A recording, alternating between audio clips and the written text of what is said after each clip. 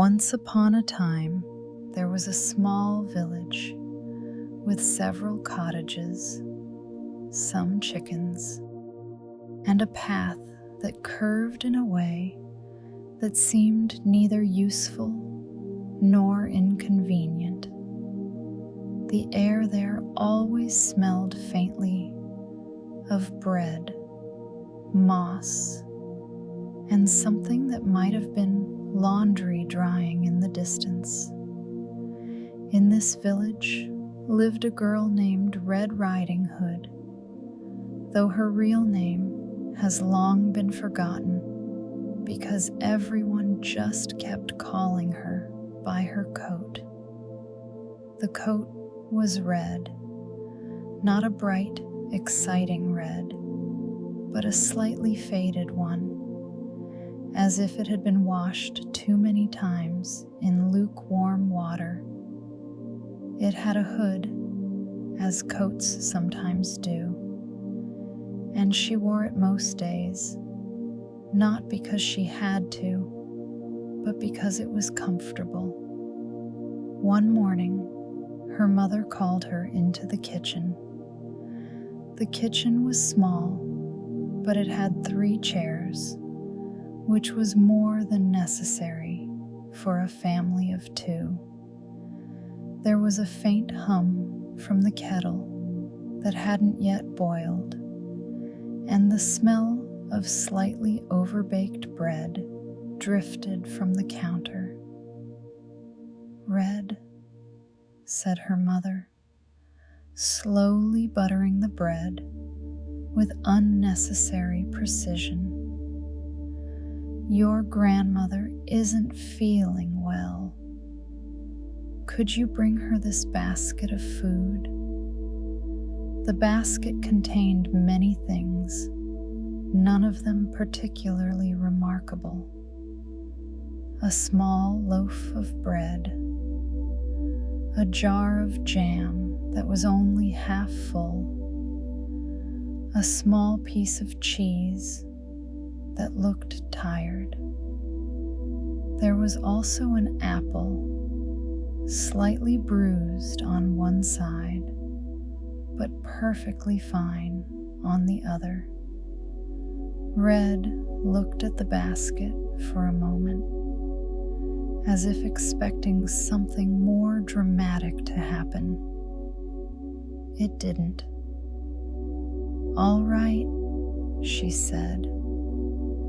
She put on her red hood, adjusted it slightly because it felt uneven, then adjusted it again and again until it felt the same kind of unevenness on both sides.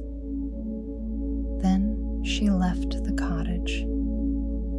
The path to her grandmother's house was long, but mostly uneventful.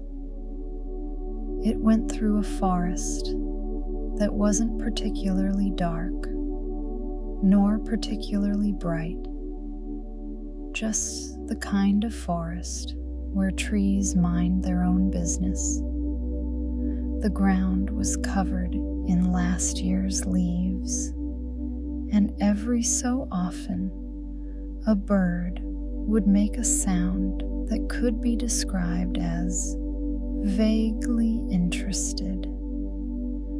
As Red walked, she thought about small things, like whether jam counts as fruit and why baskets never come with lids. She noticed that one of her shoelaces was slightly looser than the other, but decided it wasn't worth fixing. And so she walked, not fast, not slow, but in that particular pace people take when they're not sure if they're late or early. After some time, about the length of 2 daydreams and a short pause to look at a particularly round mushroom, Red Riding Hood came across a patch of sunlight that seemed to have settled on the path and decided to stay there permanently. It was here, in this ordinary bit of forest, that she met a wolf.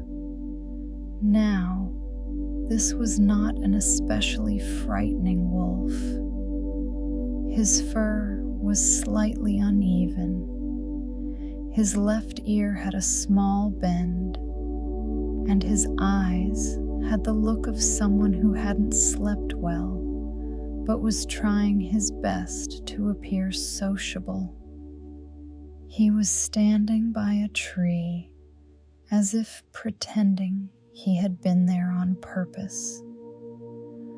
"Good morning," said the wolf, in a tone that suggested he had rehearsed it. "Good morning," replied Red, politely, though her voice carried the faint sound of someone who would rather continue walking. The wolf looked at her basket. "Going somewhere?" he asked, as though the basket weren't already a clue. "Yes," said Red, "to my grandmother's house. She's feeling unwell." The wolf nodded thoughtfully. "Ah," he said, as if the information had weight, but then quickly realized it didn't. "Is it far?" "Not very," she said, even though she wasn't exactly sure what counted as far. The wolf looked down the path, which went on in an unremarkable straight line, with occasional trees doing their best to be scenic. "Well," he said finally, "I hope she feels better soon." "Thank you," said Red. There was a small silence, the kind that often happens when two people have both run out of things to say but are too polite to walk away first. Somewhere nearby, a breeze rustled through some leaves, doing its best to fill the gap in conversation. Eventually, Red decided it was time to keep walking. She nodded at the wolf in a way that was neither friendly nor unfriendly, just practical. "Goodbye," she said. "Goodbye," said the wolf, who then took a completely unnecessary detour through the forest, pretending to examine flowers that all looked exactly the same.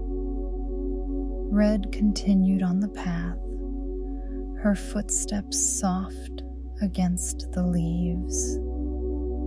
She thought about how some wolves have bad reputations, but this one seemed fine. She also wondered if her grandmother still had that odd wallpaper with tiny blue flowers, the kind that looked cheerful at first, but a little repetitive after a while.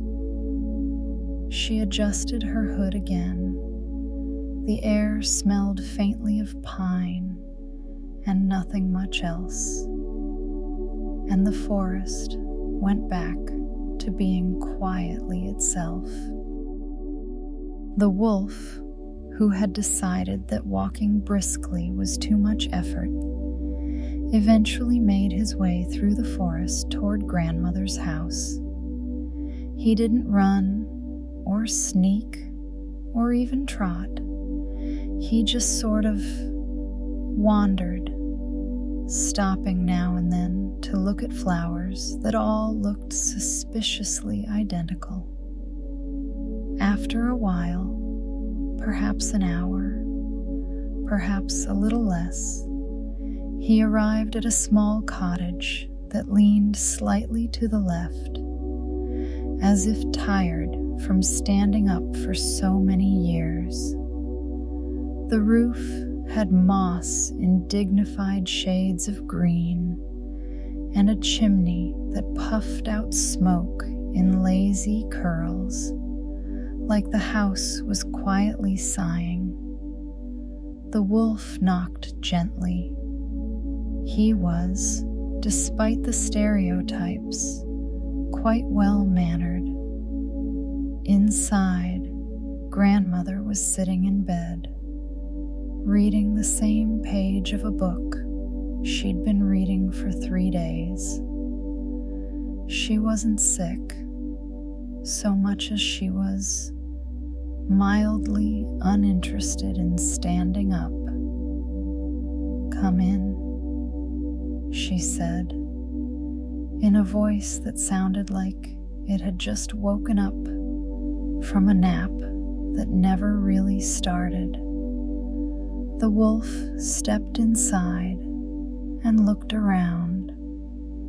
The cottage was neat, but filled with objects that seemed to have no clear purpose. A teapot with no lid, a single glove on a shelf, and a clock that ticked only when it wanted to. "Oh," said the grandmother, squinting. "You're not red." "No," said the wolf, "but I just met her. She's on her way." "How nice," said the grandmother, not sounding particularly interested. "Would you like some tea?" The wolf hesitated. "Yes, actually." And so, for a brief while, they both sat in quiet company, sipping tea that tasted faintly of flowers and dust.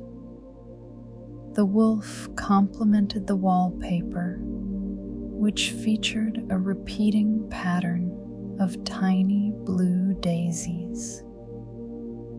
"I've always liked that pattern," said the grandmother. "It hides cracks quite well." "Indeed," said the wolf. Outside, the wind moved through the trees in an unambitious sort of way, carrying the scent of pine needles and slightly overboiled water.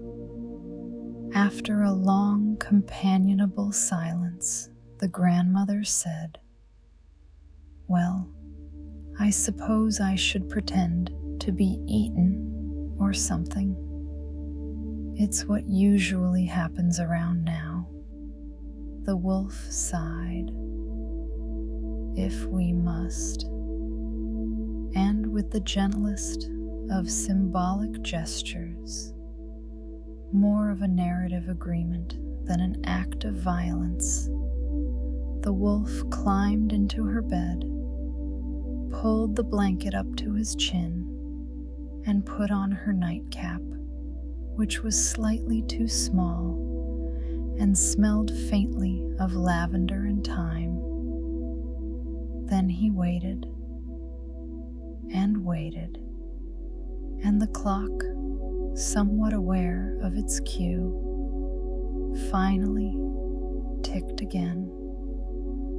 By the time Red Riding Hood reached her grandmother's cottage, the sun had shifted slightly to the left, which didn't change much, except for how the shadows looked on the path. She paused outside the door for a moment, balancing the basket on her knee while she knocked. There was a soft rustle inside, the kind of sound that could have been footsteps, or maybe just the blanket shifting. "Come in, my dear," said a voice from within. Red opened the door slowly, mostly because the hinges made a noise that sounded like a polite groan. Inside, the cottage was warm, dim, and faintly smelled of tea and old books that hadn't been opened in a while. Her grandmother, or what looked vaguely like her grandmother, was sitting up in bed. She was wearing a nightcap that didn't quite fit and had the general air of someone pretending to be very cozy. "Hello, grandmother," said Red, setting the basket on the table. "I've brought you some bread and jam, and a bit of cheese." "How thoughtful," said the wolf, in a voice that sounded only slightly unlike grandmother's. Red looked at her grandmother for a moment. Something seemed off, but not enough to cause alarm. It was more the kind of observation one files away to think about later. "Grandmother," she said politely, "what big eyes you have." "Yes," said the wolf. "They help me see things, like furniture." "Ah," said Red, "that's practical." There was a short pause as a clock somewhere in the room ticked once, then seemed to change its mind. "And what big ears you have," she continued, as if reading a list. The wolf nodded. Yes, very useful for hearing polite conversation. Red thought about this. It seemed reasonable enough. "And," she said, after another thoughtful pause, "what big teeth you have." The wolf hesitated, then gave a small, slightly embarrassed smile. "Yes, those are mostly decorative." Red nodded. "I see." And for a moment, that was that. They sat in a quiet, mutual understanding, one pretending to be a grandmother, the other politely ignoring the obvious. The air was warm, a bit dusty, and carried the faint hum of a sleepy afternoon. Eventually, because stories tend to need some kind of conclusion, a passing woodcutter stopped by. Not because he'd heard anything alarming, but because he liked to check on the elderly from time to time.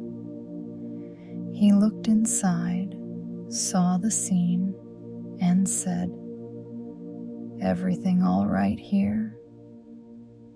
"Yes," said Red. "Quite," said the wolf. The woodcutter nodded. "Good," he said, and left again, closing the door gently behind him. After a while, Red and the wolf both agreed that the pretending part had gone on long enough.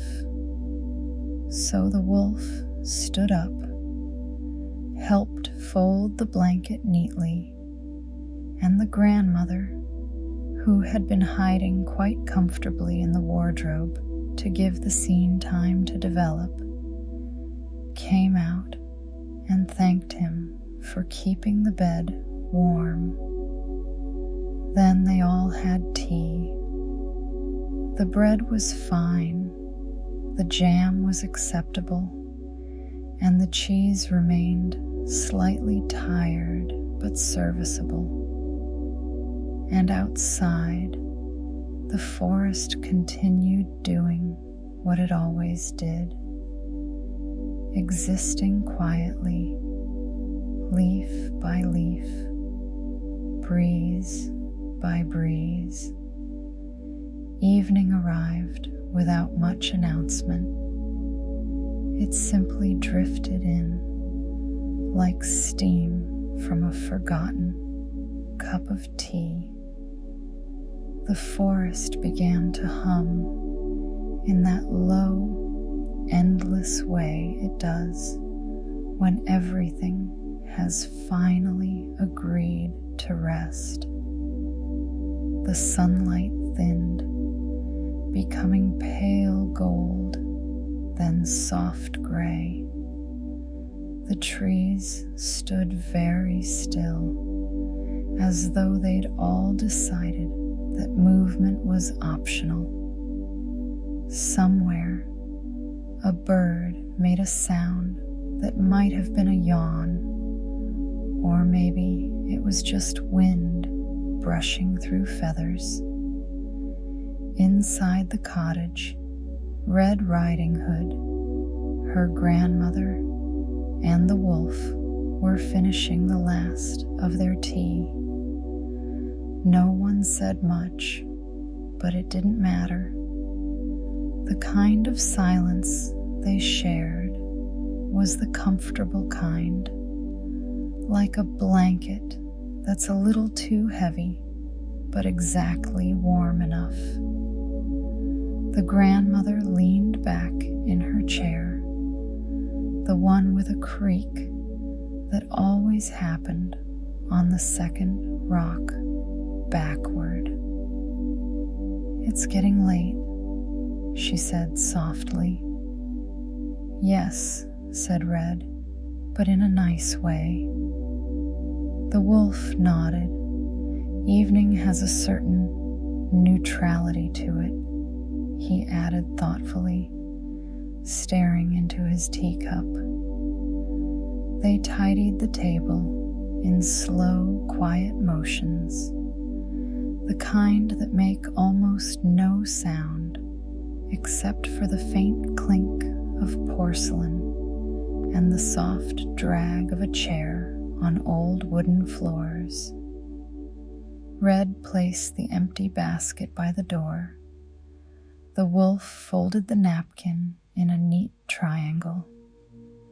The grandmother blew out one candle, but left another burning, just enough to make the room glow like honey.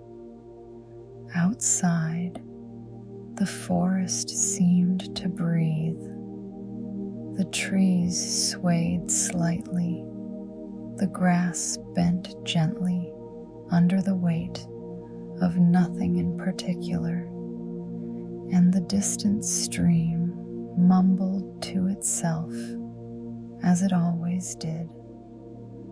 The cottage windows reflected faint stars, tiny lights that looked more like pinpricks through velvet than actual stars. Red put her hood back on, though not because she needed to, just because it felt right to end the day the same way it began. "Good night, grandmother. Good night, dear. Good night, wolf.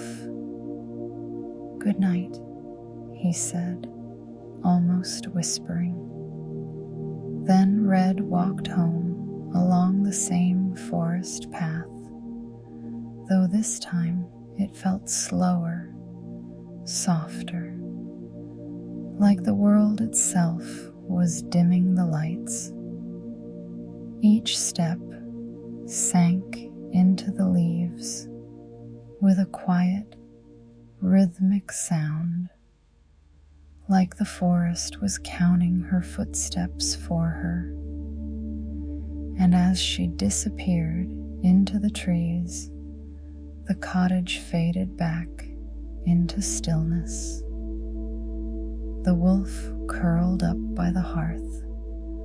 The grandmother opened her book to the same page as before, and somewhere the clock finally decided to tick again.